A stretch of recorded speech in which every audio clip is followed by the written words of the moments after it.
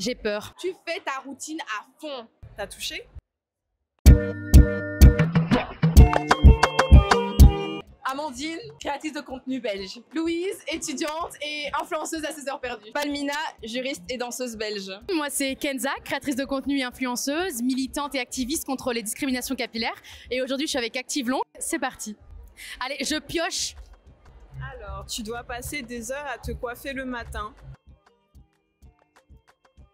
Déjà, ce type de phrase, c'est totalement faux, puisque aujourd'hui, on a clairement des refresh morning, tu dors avec ton bonnet en soie ou satin. J'ai juste enlevé mon bonnet, c'est 5 minutes que ça me prend le matin.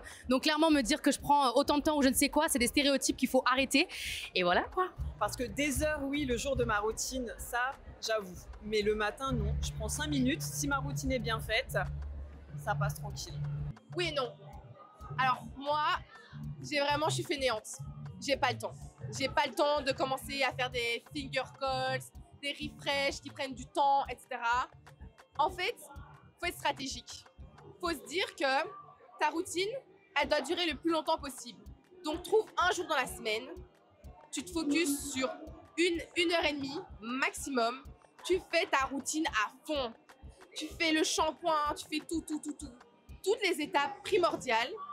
Et ensuite, en fait, la clé de ça, c'est entretenir après ces boucles au quotidien pendant la semaine. Moi, je dirais oui et non, dans le sens où quand tu connais les produits que tu utilises, bah, ça va vite en fait.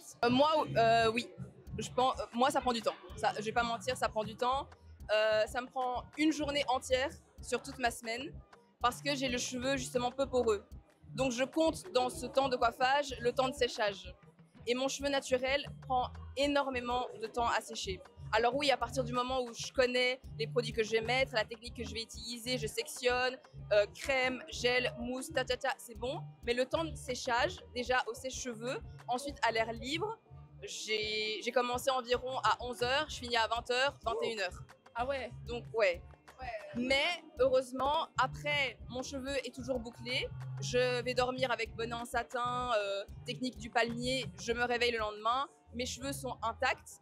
Mais heureusement, grâce aux produits Activicure, justement, les refresh, etc., vont super vite.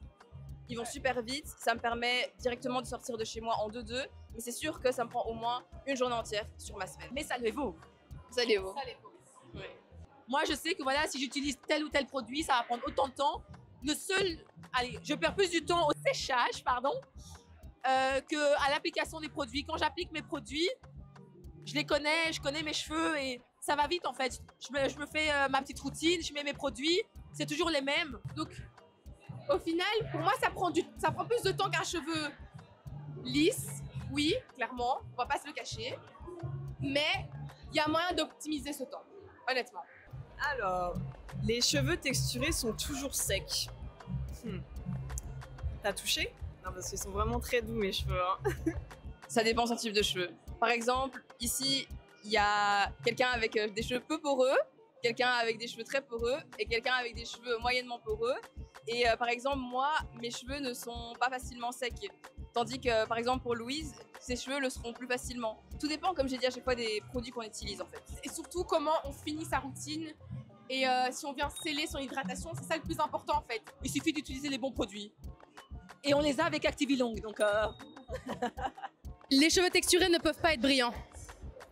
Déjà, quand vous voyez mes cheveux aujourd'hui, ils sont archi brillants. Il suffit juste d'avoir de bons produits, une bonne routine, gelée, crème. Les cheveux brillants, c'est pour tout le monde, puisqu'on a la science du cheveu, c'est les mêmes. Donc, faut arrêter avec ces phrases éclatées, parce que c'est pas du tout ça qu'on a envie d'entendre.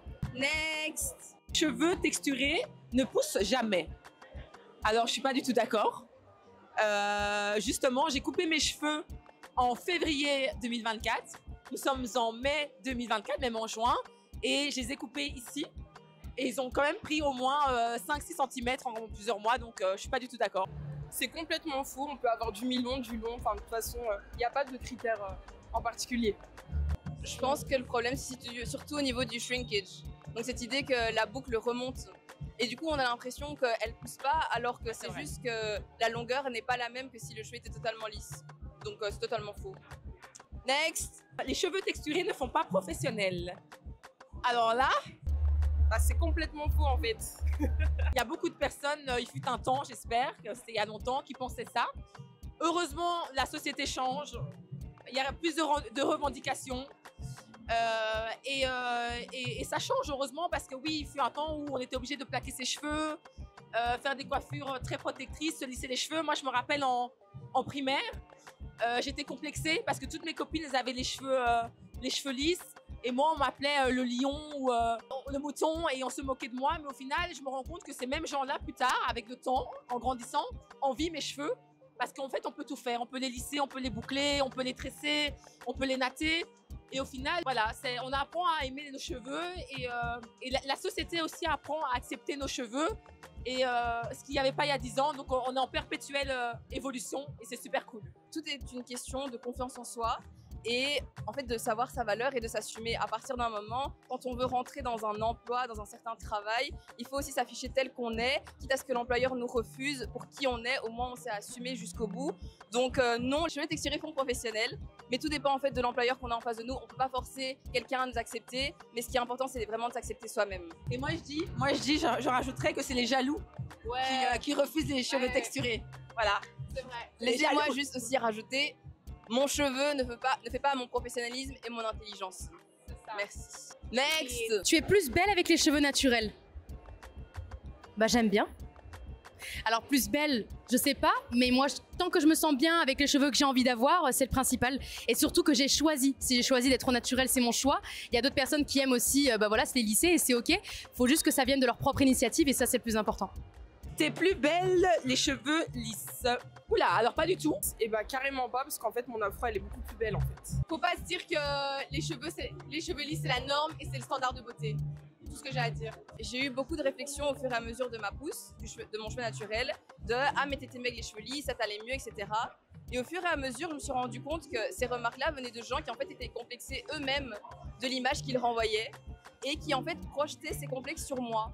Mais à partir d'un moment, je me suis rendu compte que moi, j'adore mes cheveux naturels, volumineux, ils prennent de la place, ils rayonnent, ils crient, ils montrent que je suis là. Et du coup, ces réflexions-là n'ont plus d'impact sur moi, mais c'est vrai que j'ai souvent entendu. But at this point, I don't care.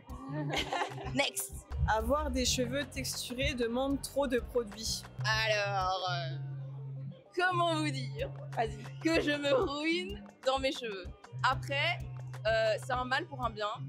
Dans le sens où mon cheveu est entre guillemets difficile à entretenir parce que je me rends compte qu'il a beaucoup de besoins. Ça demande beaucoup de produits. Oui, non, en fait, il faut la base. La base, shampoing, la crème, un gel pour définir tes boucles si tu as vraiment beaucoup de boucles et une huile pour sceller.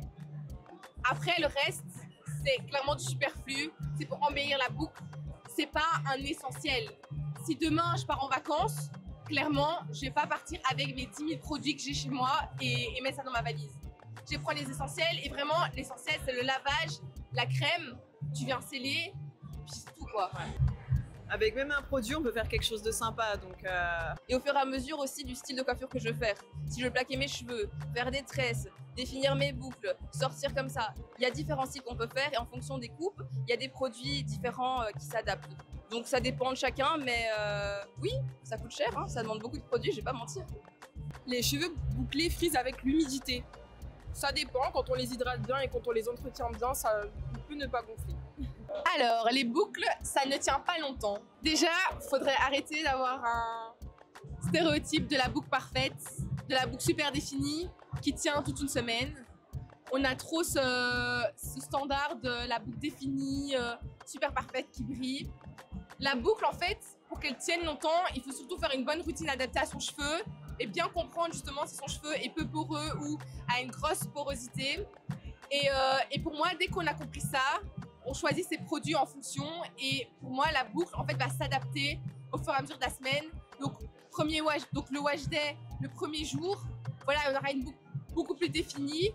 Mais au fur et à mesure du temps, elle va s'estomper et justement c'est là où on va avoir le volume et moins la définition comme je l'ai ici aujourd'hui. Moi, je me rends compte que mes boucles ne tiennent pas en fonction de ce que j'en fais. Par exemple, si je vais sous la pluie, en fonction de mon activité, si je vais au sport, ma boucle ne tient pas aussi bien que si je faisais rien et que je restais chez moi.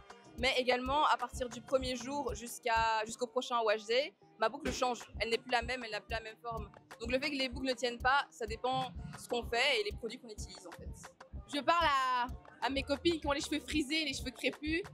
Ben, Vous avez des cheveux magnifiques. Et oui, assumez. Sachez que les gens vous envient. Les gens veulent avoir du volume, des cheveux bouclés. Et c'est une force et c'est une richesse. Aimez-vous vous-même parce que personne ne le fera à votre place. Et clairement, les gars, la boucle parfaite n'existe pas. Elle n'existe pas. C'est vous qui vous êtes parfaite. Voilà.